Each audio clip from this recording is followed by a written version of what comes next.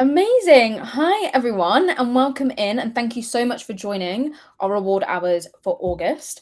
I can't really believe this is our 8th reward hours of the year. It feels like the year is flying past. So today we are going to be talking about what reward can and can't do for retention. And I'm really, really excited to welcome two amazing guests today, two fantastic community members and Ravio customers, Henriette Zimmer and Gina Troutwain. I'll pass over to you both for a quick round of introductions and then we can dive in. Henriette, should I pass over to you first? Thank you.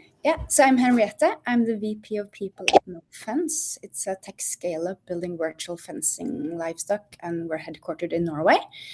We have a small but growing global team. In No Fence, I own the full people agenda, which means that reward is part of it, and it sits next to everything else like performance, progression, culture, etc. My background is mostly in HR generalist and leadership roles, but I also spent time as a compensation and benefit specialist, and that's something that I find really helpful in my current role. I'm very happy to be here today. So thank you for having me. Fantastic. Thank you so much. And Gina? Yay, can you all hear me? All It's good. weird to not mute and unmute yourself.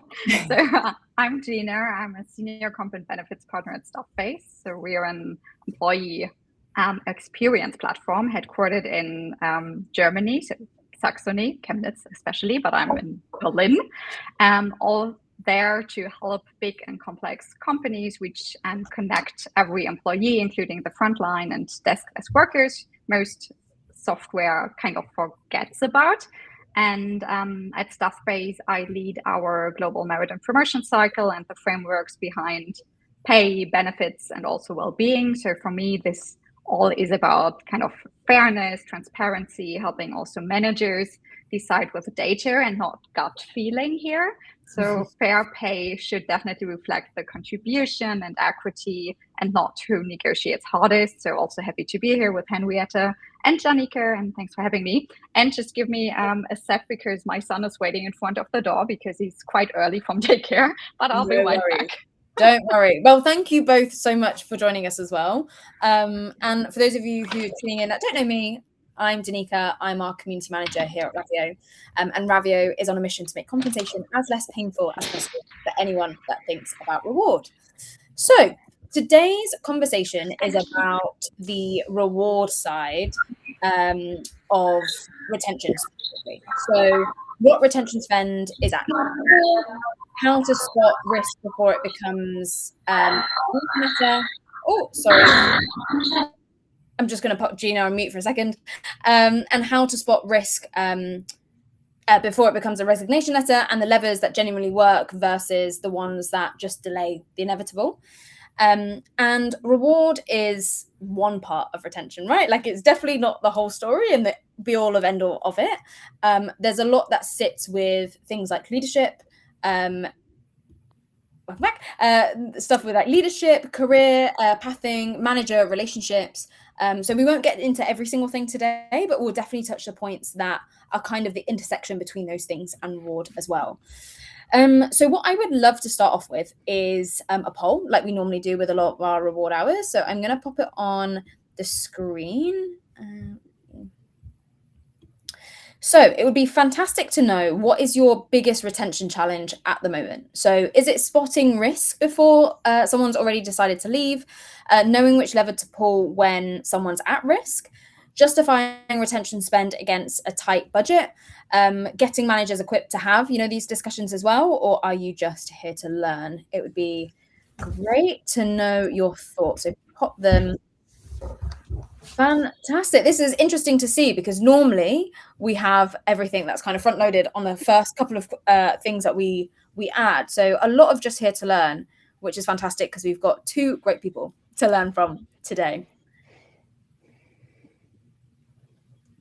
Fantastic. Let me take that off. Amazing. So before I drop off and I hand over to our amazing speakers, I think what a good place to start is where we normally start off, to be honest with you, in a lot of our reward hours. So Henriette, maybe I'll ask you this question first as well. But I would love to know about your company's philosophy on retention spend. So is it more about rewarding like past contribution, maybe like preventing specific departure of people, or maybe like correcting market drift before it becomes a problem as well? And how explicit is that philosophy internally, right? How much do we stick to it versus everyone defaulting to we'll just match the offer when someone looks like they're going to leave? Yeah. So yeah, I'll hand over to you both. I'll come back at the end, but please feel free to drop your questions in the chat for Gina and Henriette as well. But over to you both. Thank you. Yes, at No Fence, we do have a compensation philosophy that employees are aware of and that has been communicated over time. And of course, we're embedding it into practice as the business evolves and as we grow globally. But the core of it is fairly simple. Compensation kind of should reflect meaningful contributions. Similar work should get similar pay regardless of when you joined and how well you negotiate. And then, and this last bit is quite relevant to this conversation, we try to stay market competitive. So because we don't want people to have to negotiate, we also do our very best to be proactive in anything compensation rather than reactive. We rather catch that problem before it becomes a resignation that is due to compensation.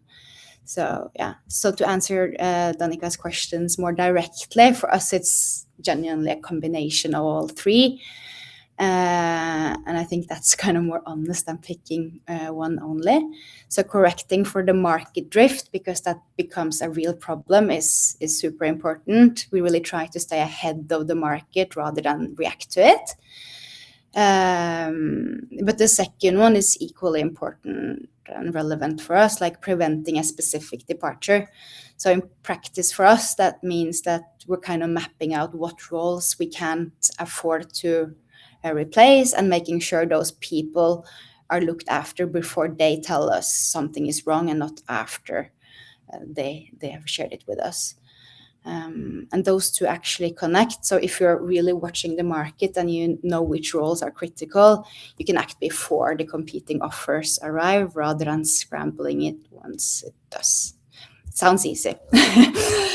And then in terms of how explicit this is internally, I mean, we've been very intentional about making the overall philosophy known, but I mean, the real test of any philosophy is really when it happens, like when you get that competing offer that lands on your desk.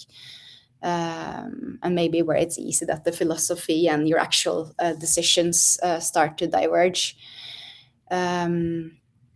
So I guess in practice, what that looks like for us right now are like a few things that we've been testing is that we start asking in a more structured way, is there anything, like to employees directly on a structured basis, is there anything that you'd like to say about compensation that we don't know or that you think we should be aware of?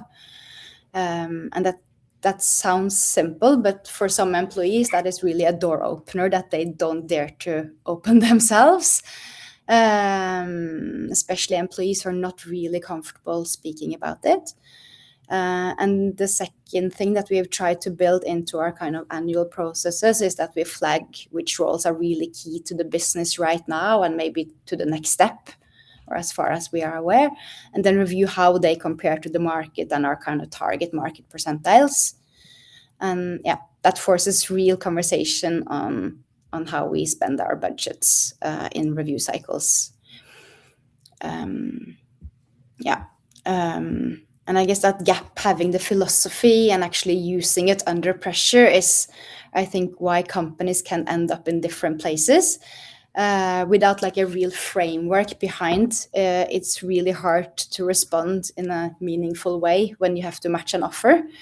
And sometimes matching the offer can be the right thing to do. But if the real issue is like a manager relationship, it's the role, I mean, then adding more money to someone's pay is just delaying an exit. And honestly, more like a reaction than a strategy. So yeah, and I guess that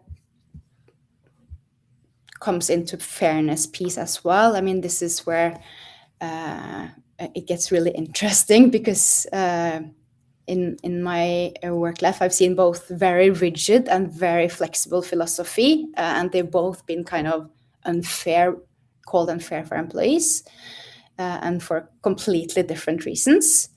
And rigid philosophies, maybe the resentment sits with the people who can see that their market has moved, but nobody's daring to acknowledge it. And in a more flexible one, it sits with the people that are really loyal and watching colleagues getting raises without applying pressure themselves. So in my experience, there is no right or wrong answer. It's more about making it consistent and transparent, and making sure that people really understand the logic behind the philosophy and the how it's executed. So Gina, in your experience, how do you actually get this into the hands of the manager rather than keeping this centrally? And like, how does spotting this risk, how do you do that in practice? Yes, that's a huge question, right? So before I start that one, Henriette, there was one question about how you basically define equal job by department mainly, or whether there's any recommendation. So maybe we can just quickly share our overall approach to that before I move on. A question to how do we define equal pay? Yeah, equal job by department. Yeah, so how do you structure that? Is it exactly? So maybe just touch basing on that. Is it more that you have broader job profiles, ranges, or is it very granular structure? Maybe to start with that. Yeah. So we typically try to look at this by kind of job families today. So I have several groupings that we do. It's try to do job families where the jobs are quite similar and you have levels that you can compare, so that it's a real comparison. But if not possible, because there are too few employees, I mean, in my current company, we're still a small company. It's really hard to look at it. Because you will have also very specialized profiles, right? As usual. Then we kind of extend like look at it at a larger kind of across departments maybe, and then look at the market trends as well. Is this consistent? But equal job is something that you have to define yourself almost. And also for that one, I think there is no right or wrong yet, because EU pay transparency directives, etc. It's not set in stone yet, so it's still some wiggle room how to do that and some kind of flexibility. So you have to define what feels right for you as a company. But to go back to your question, which is a good one. So the honest answer is, of course, that reward can't spot risk if it sits centrally here. So waiting for a manager to say, hey, I'd like to escalate. Could you please help me? This is the time when it's basically too late. So by the time it reaches our PX business partners or even my desk, then it's often resignation with an offer letter attached, which is definitely the worst possible moment to make a good and very objective decision here. So what we do is, of course, that we watch our signals. So this is attrition patterns, engagement data via our surveys or our HRIS. So we use Workday for that. Then tenure or promotion velocity. But the earliest signal usually sits, of course, with the direct manager of that employee. So a lot of what we've built is also aimed to just pushing this framework out to the managers that they understand it properly, rather than locking it inside of total rewards only. So giving them, for instance, a total rewards view they can actually use and explain. So what levers exist, what's realistic, and also the language to have that actual conversation with their direct reports through growth talks, merit cycle conversation guides that we build, trainings, AI assistants that we've set up to help managers work through these conversations, and also questions that are always coming up. So I can also highly recommend using a manual of me in your teams, for instance. So people basically write their own how to work with me descriptions and how do I want to receive feedback from the audience? So be it my team or my manager, which of course sounds soft and small, but it's part of building that manager-employee relationship where risk actually surfaces early, but also within the teams, right? So the goal is that a manager can actually guide and explain a decision themselves. So risk shows up as a conversation months earlier, not as a done deal. And also the gap that I'd be honest about is that all of this only works if the manager relationship is strong. So employee manager relationship here. So our hardest cases, for instance, are where a manager is technically brilliant and people management skills are not that high, let's put it this way. So the bond between the employee and the manager never forms properly, and risk never surfaces in such a one-on-one conversation, for instance, because it's not happening in that kind of way. And pushing that framework out to the managers, and of course the whole work in creating those frameworks, is only half of that job. And the other half is, as you just also said, the manager capability. And that's sometimes the, let's say, slower and harder half of that. So let's think we've spotted that risk, Henriette. And once the manager actually flagged that, the real question actually becomes, what can we do next? So what are our next steps? Which kind of lever do we pull? And how does it actually work? Can you tell us more about that? Yeah.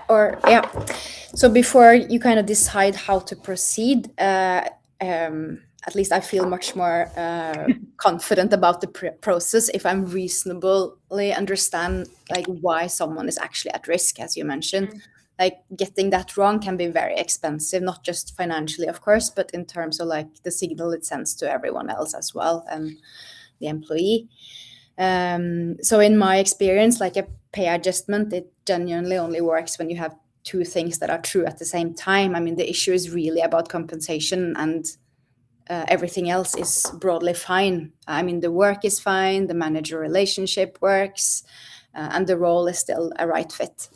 So when those two things line up, then fixing the pay problem can actually retain someone. But then, of course, you have to think about equal pay as well, and then that can easily get missed. So when you make a retention adjustment, I mean, you can't just look at that one person. If the market has moved for them, the question is really, are there others in exactly the same situation, and are you actually just creating a new equity problem while solving an old one? So when the pay concern is real, but it's really sitting on top of something else, I mean, you could have a difficult manager relationship, as you mentioned, Gina. Someone has outgrown their role. The adjustment may buy you some time, but probably not so much commitment. So in my experience, you can often find the same person leave within like a 6 to 12 months period. And they stayed maybe for now, so it was a success right there and then, but they are really not back in a committed way. And in my role, I kind of sit across all of this. So what I found is that retention risk is rarely just one thing. Pay is probably the easiest part to name and call out because it's very factual, even when it's not the main driver. So before anything else kind of gets decided, it's usually helpful to ask, like, how is this person's relationship with their manager? Do they feel like they're still growing in their role? Is the work still a good fit? So, and then the answer will help you shape what you do alongside pay, and not just do what you do with the pay, but also with all those other topics that may need to be fixed. Or sometimes the honest answer can also be that there is no lever that works, and maybe the most useful thing you can do is to have a good exit and, kind of keep the relationship and see if there is something like a next chapter later with that employee. But I suspect you've seen this several times, Gina, when someone kind of took the money and then they left anyways after a little while. So what has that Well, to who say hasn't, about that right? situation? I'd love to have a poll just around that too. Yeah. Yes, honestly, it's also shaped how I think about that whole challenge and fairness, objectivity. So two things about that. So first, when of course someone arrives with a counter offer, it's I feel it's very rarely only about the money. And on the rare occasions it actually is, matching it usually isn't that sustainable unless, of course, as you also mentioned, if you compare it to the market and that person is somewhat really, really underpaid, you should do something around this. But then not only for that specific person, but the whole team. So it has an impact on the, let's call it, department budget overall. It's not just the individual case in that one. So in my experience, those people tend to leave sooner or later anyways, and you've basically just paid to postpone it, which isn't also sustainable, right? So the version that also worries me even more sits on our end of that table. So managers are sometimes, or that was my experience also, that they're sometimes kind of scared to lose specific people. So they reach for a bigger raise for this specific individual, for instance, or a quicker promotion to hold on to them, even when that person isn't actually ready for that next chapter or level or promotion, whatever it is. So it feels like retention in that unique moment, maybe, but it quietly does damage. So what you've also explained, you've moved someone on fear rather than readiness, and now what it takes to get promoted on a company level means different things to different teams. So it has a huge impact on how fairness is perceived across your whole company afterwards, because even though money is still a rare topic that is discussed, or salary, it's still a very, very personal topic, and people do talk, right? So it might depend on the department also, and on the regions and culture. However, people do talk. And if this comes out, then it's of course not based on our processes, it's based on an individual case, and that's not so good. So that's exactly why I do care so much about total rewards within our HR bubble and about objective frameworks, and to push those out. So if your promotion pay processes are consistent and defensible, and you're not at the mercy of gut feeling of your manager or individuals, and you're not rewarding whoever screams the loudest or negotiates best, for instance, then it's actually working. So what someone gets should always reflect their scope, their readiness, and the market, and also the business needs. So what you say with good exit can also mean that this person is ready to get promoted. However, from a business perspective, there is no need to have that higher level within that kind of career track, right? And then what shall you do about it? Sometimes it might be the best solution for both then that this person leaves and might come back even. So we had cases like that as well. So it really, really depends. And yeah, it should not be about like putting pressure or threatening to leave or whatnot. And another topic that I find, or that might be helpful in case of retention, is of course something like ESOP, LTIPs, so long-term incentives and refresher grants that can also retain talent, and it's more sustainable here, but only if they're communicated well enough that people actually understand and value what they have, if you can explain that properly. If you communicate that in a really bad way, it's completely invisible, and also it does basically nothing for you, your total reward strategy, or for your company here. And to give you an example back to that promotion cycle, and that is one of my favorite examples actually, because it taught me the most, and I keep talking about that person. It was someone that got promoted 3 times in only 2 years, which is incredible, right? So largely because they pushed very hard for it at a point when we didn't yet have that proper timelines or real process in place around our promotions. And on paper, it looked like we were retaining our top talent in the company. So what actually happened is that we kept raising their, let's call it, market credibility until they were senior enough to easily land on a role elsewhere, and they left, right? So without ever really being ready for that level they'd reached, and without leaving any knowledge base or proper handover behind them. So there's a huge risk for the whole company. And two things that have stuck with me here is first, we've promoted someone on pressure rather than readiness, right? So we made that person more valuable to the market than they were prepared to be. So also this has a huge risk for their career after all, I'd say. And we also, on the second part, the thing we completely missed is that nobody actually investigated in that manager-employee relationship properly. So there was never a real emotional bond to the company, to staff base to that time.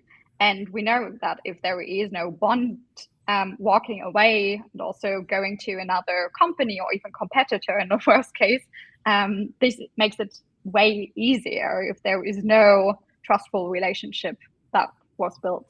And yeah, that's also the case that I turned into a believer in that objective promotion framework and in manager capability, not just in pay, basically. And if you look into all that Gallup surveys and engagement numbers, that's also really, really sad, I have to say. And a lot of that traces back to manager relationships, so that there is a real trust issue with their managers and missing psychology or psychological safety, basically, which is still shocking and a huge topic. And AI will even increase that, I think, or make it more visible.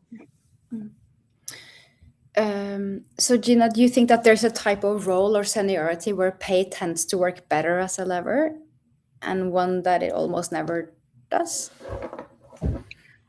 Yeah, so from what I've seen and what I've noticed, pay tends to work best as a lever earlier in your career. So if you are more kind of having a junior role, or all that GTM sales roles, basically, where the whole structure is built around pay being the primary driver for motivation.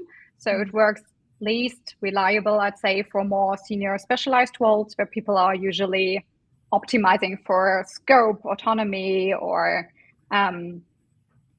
other things, basically, not just pay. Of course, that's also a very important point. But I'd be careful making that a hard rule by seniority alone. So it really depends on your own lifestyle, responsibilities, not only career stage or which kind of IC or manager level you have. So it's about what kind of people are you supporting with that money. So I know about a lot of people who need to take care of their whole family, but also family in their home countries, or they are saving to buy a house or a flat, or they are more sensitive with pay because they have really expensive hobbies or whatever. So it really depends. Yeah, thank you. So once you've got those frameworks and the philosophy right, like how do you actually turn recognition, spot rewards, promotion into like one toolkit instead of 3 separate bucket items? Yeah.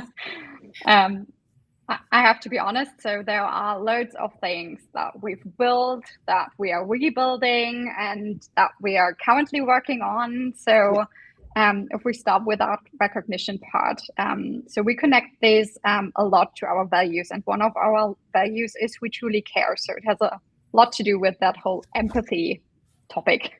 And it shows up everywhere, from team department awards, shout outs in our Slack channels, small meaningful moments like a gift when someone has a baby, for instance. So here we're working with From Babies with Love, and they're also doing a lot of good things and give back. So that's always a good message and perceived very well.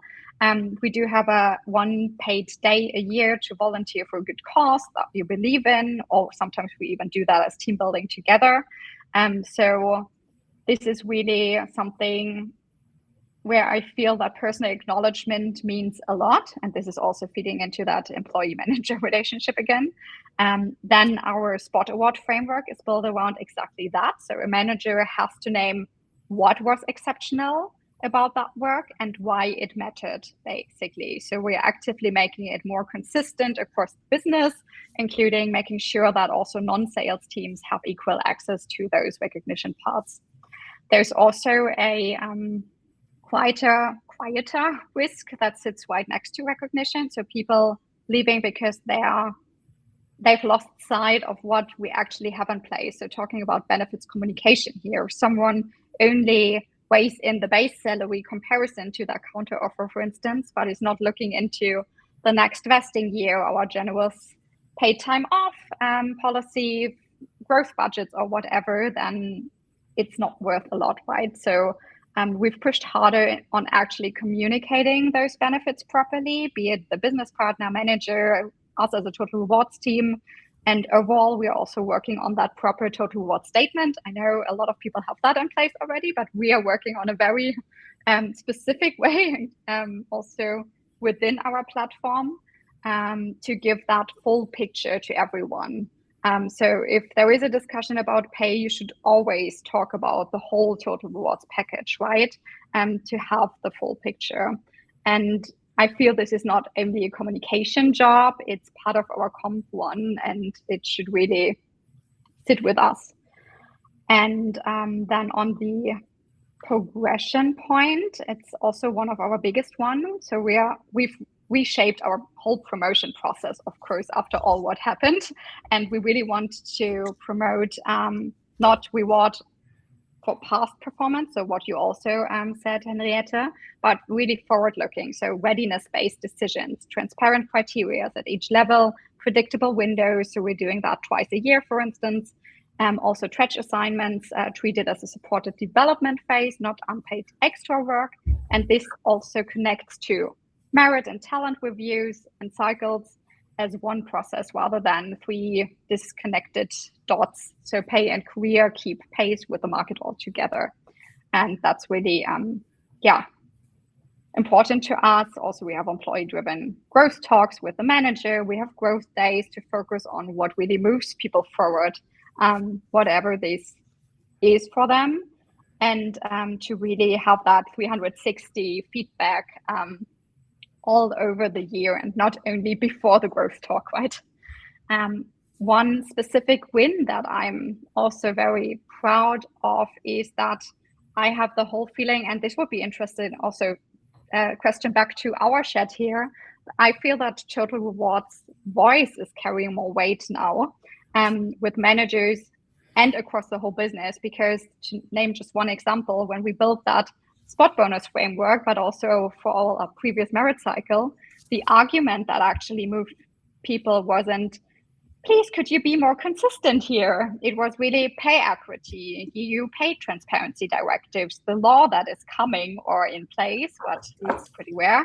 So compliance turned out to be really the perfect reason for getting rid of that subjective gut feeling decisions and the widely different approaches to bonuses we had across the company. So it's basically much harder to argue with, we have to be able to defend this, then please, could you be more consistent and fair, because we want you to do so, right? So not sure whether you have the same feeling, Henriette, maybe? Yeah, that really resonates. I think it's kind of everyone can see that kind of being higher on the agenda. Yeah, definitely. Yeah. And also one challenge that I'm still seeing here is our approach to retention bonuses. So when we grant one, because there is an actual knowledge risk, which does happen still, we've historically been very, very good at paying for that, but really bad at actually resolving that risk. So we are currently building a hard rule that every retention bonus has to be paired with a documented risk mitigation, basically, and a succession plan, so that the knowledge transfer, cross-training, named successor, target date to close that risk really exists. So the bonus buys just time to basically eliminate that dependency that we're having as a company, not to really entrench it. And I'll be honest, I do love documentation across the board, and that's key for us as a Total Rewards team. And that's exactly where we kind of lacked historically, but we are making much better progress by now in really documenting things, be it in our HRS or everywhere else. So that's always something that, yeah, should be pushed hard from our team, I feel. So Henriette, test that framework. Hold up in a company with much more rigid retention philosophy, like the kind you described earlier and in the beginning of that meeting. Yeah. Yes, that could hold up, I think. But I guess it depends how much weight each part carries, and it depends on the overall philosophy underneath that more rigid way of thinking. So I think in a more rigid culture where the pay is not going to move even though you have a counter offer, I think recognition and spot rewards, they're going to do much more of the heavy lifting than they were maybe designed for. And that can work, but it only happens if that's like very genuine. And personal acknowledgement, like you described, naming what was exceptional and why. So it's like that recognition feels real is what makes more the difference. And I think maybe it's also worth mentioning that in a more rigid culture, promotions, for example, can become even more important, and also like a harder long term, as you mentioned, Gina. But often the only way that real pay can actually change. And alongside that, if you start looking at whether that there's a new role or a broader scope that can justify a new salary, because that's the only thing that your reward framework allows. You're not actually moving changing the salary for the same job. You're finding a way of kind of a legitimate way to move the person to a higher salary. And that means that the promotion and the role progression process has to be genuinely very transparent and well understood. Otherwise, it will be perceived probably as unfair long term. And people will start noticing that it's used retroactively to retain whoever pushes the hardest. So yeah, that can play back at a later point in time as well, I think. Yeah. So how do you think that this holds up once you're working across completely different countries and culture? Gina, do you have any experience with that? Yeah, I dream a lot about that topic. At night. Yeah, sometimes I have really great ideas at night. But let's not talk about this. So love that question. And the tension that I run into constantly is that kind of global consistency versus local realities, right? Yeah. And at staff-based, time off is a clean example for that, for instance. So we do hold a global baseline with our 31 days of paid vacation. We have fully paid Fridays off through August. So that's currently the best time of the year, where everyone is really happy about to have those Fridays off as well on top. And then to really properly recharge, and we have a yearly flex work allowance that is paid to everyone to support people the way they actually work. And we also build some flexibility to that time that matters the most for people. So from a cultural but also personal perspective. So we used to have Christmas off, for instance, which is of course not perceived equal and fair to everyone, because for my colleague, it would be the holy festival rather than Christmas. Yeah. So we made it a floating holiday, basically, so that everyone can actually use it for the day that matters most to them. And that consistency is itself, of course, a fairness signal. But the moment you go global, the same doesn't always feel fair. And the value of that day, the globe or the local benchmark, the statutory floor, all differs. So the real design question here is which part you hold firm globally for fairness and where you deliberately flex for local relevance.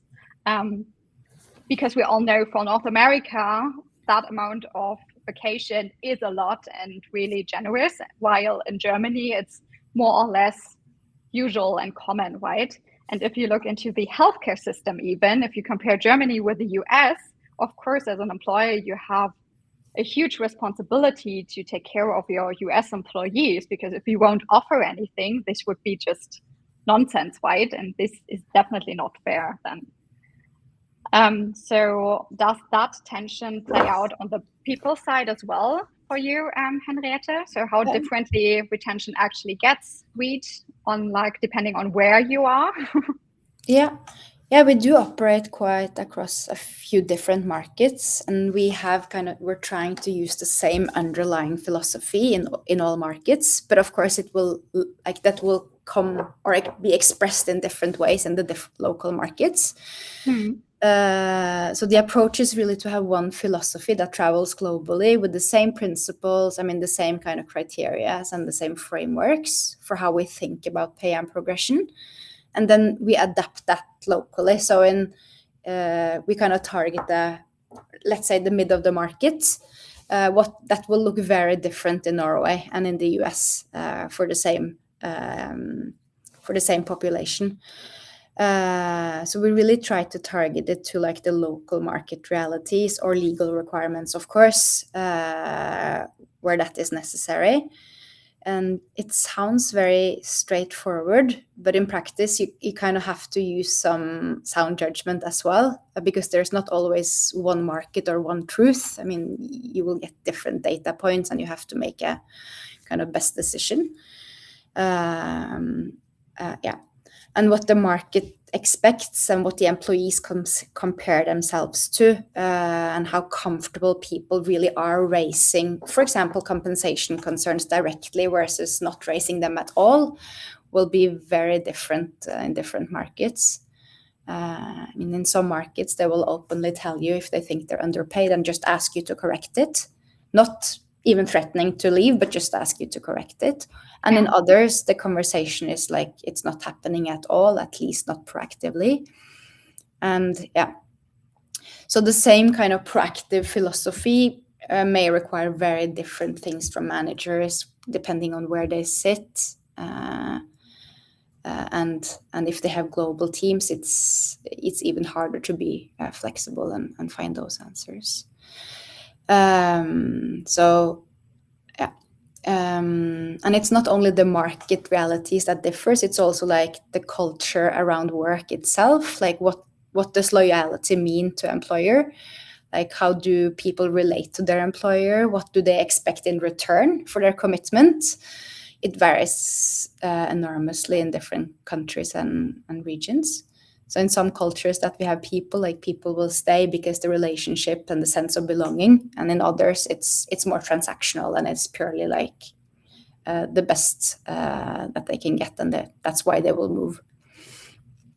And I guess neither is right or wrong, but if you're building like a retention philosophy or strategy for your company, you kind of have to think about all those elements. Otherwise, you'll be very surprised by who leaves and why.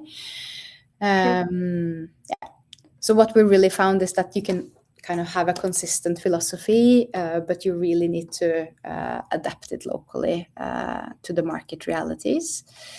And that can be really hard for managers with global teams, as I said. And that can probably be the harder part of adjusting it rather than building the framework itself. It's me really bringing it to life, I think. Definitely. Henriette, we have one question in the chat that is rated with 3 votes. So if a company does not have any budget for promotion, salary increase, what kind of reward strategy would you implement that is not pay related to retain top talent? So not sure. I think you would agree if I say that. We've talked a lot about recognition. So I feel that acknowledging all of this and being very transparent also with where the company stands and what you can do and what you can't do is appreciated a lot. So those 2 things mean a lot to me, be it if you have money or if you don't. But this is something that you can really kind of highlight. Then what is very, very important to a lot of employees is that growth part with it. So can you give more ownership to people for new projects, more visibility, what do they care about? Is there a growth budget? Also, not all of those like growth parts come with money, right? There are a lot of networks that you can actually sign up for. There are specific events that are even for free. So that whole research work could be done by your L&D department, for instance, to give some kind of inspiration and motivation to do things. So that could be also something. And I feel that also that flexibility part pays off a lot. So I know that a lot of companies go back to that not dual approach, it's the hybrid approach, so that you have 2 or 3 office days. So maybe you could even give more flexibility to that, depending on what the individual needs are and what teams want. So this is something that comes into my mind. Do you have something that you'd like to add here, Henriette, maybe? No, I think those are maybe you did in the past. I think those are great points, but I think and of course again depending on kind of the where in life the employee is, I think the growth part can be really something that can help you, and maybe a clear kind of promotion path as well if you do have money for promotions. But if you can see kind of a clear path for how your future could look like with the company, I think that can be helpful to keep at least probably more junior employees. Yeah, definitely agree. And then that other question, how are you dealing with executive members, decision makers in order to gain the salary increases? So currently, Julia is struggling to make them understand what they actually need to align to the market in order to keep their talent. And if you have that pressure, do you have a recommendation for those cases? So it's not a quick fix. I think. Is it a very quick fix? No, I think it's really matters to have like an underlying philosophy, like we both mentioned, I think, in the beginning, that if you align on what compensation or reward really means to the company and how do you want to reward people, then you can start building with a bit of data to see that you're actually like, where are you compared to the market, and where do you think you as a company need to be? I mean, there's no right or wrong. It's more like, where do you think you as a company need to be? And maybe you can point out gaps. Like, where do you find gaps? So, for example, the most critical roles first, and then you can look at other roles.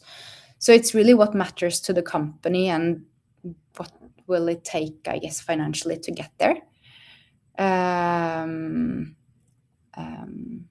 And what does attrition actually cost? Like, you can also calculate that. And you may numbers have are always good already. Do you want to add something, Gina? Let me think about that. So I feel it really depends on that individual situation, of course, as it always does, right? And then also on that impact. So is it just like one quick fix and one individual where we do see the reasoning behind it, or is it just pressure, threatening?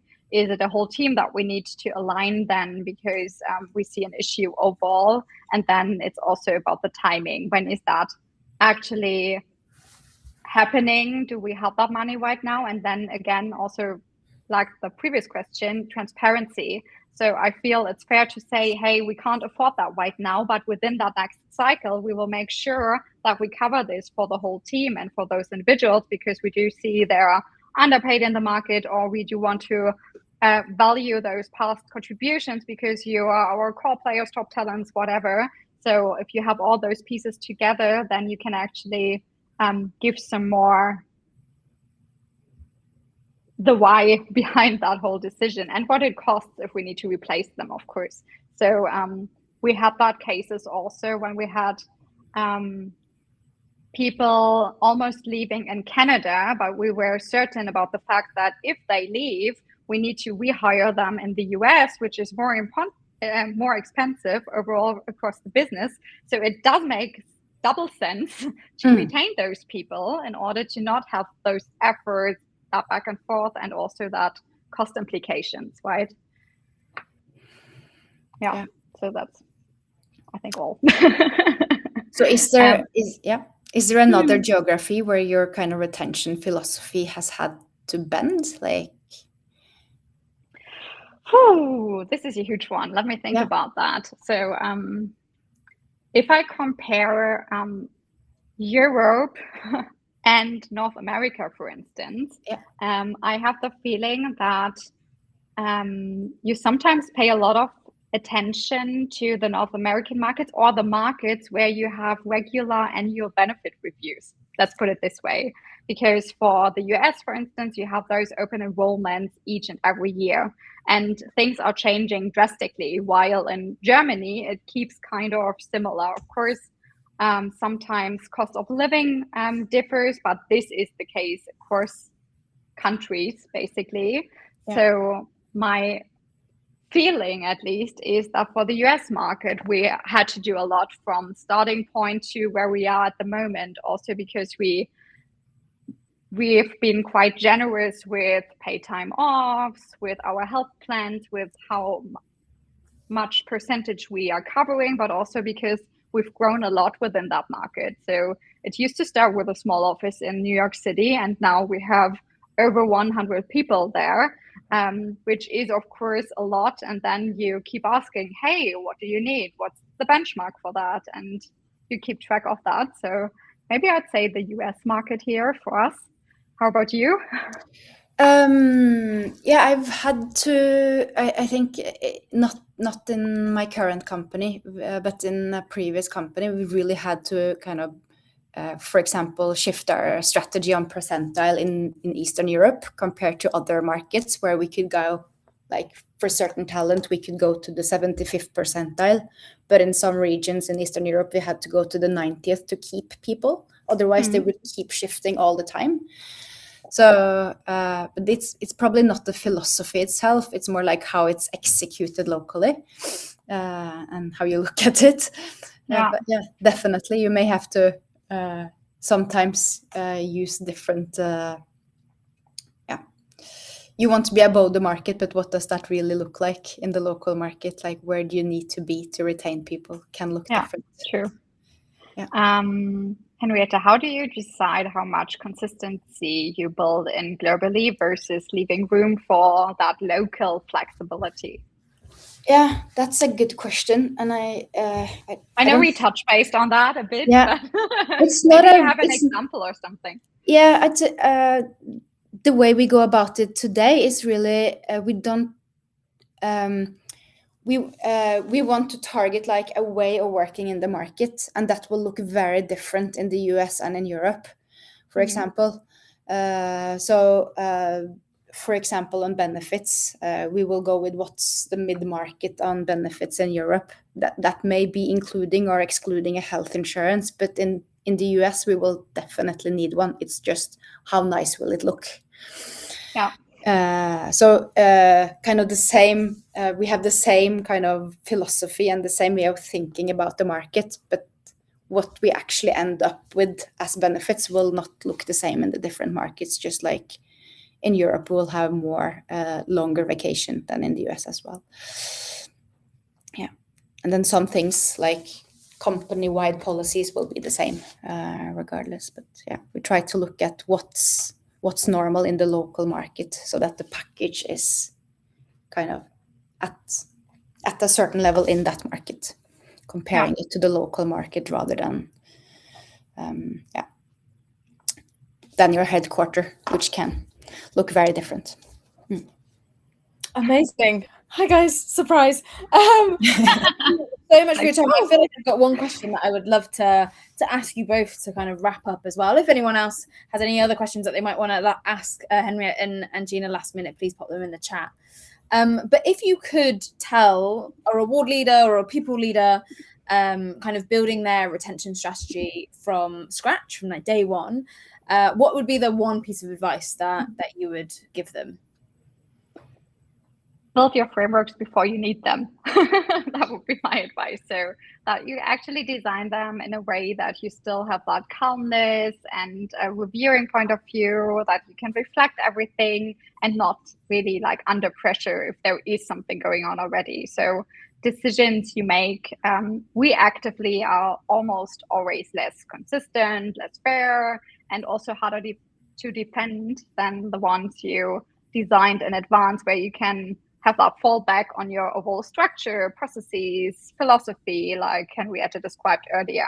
So a good structure is a must-have in our HR business, but also and especially in total rewards, where it's also about salary and benefits.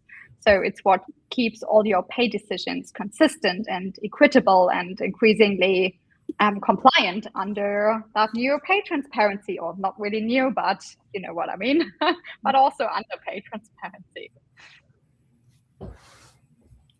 Yeah, I guess from my end, I what you described, Gina, is really the foundation, and you really need that structure to be well prepared.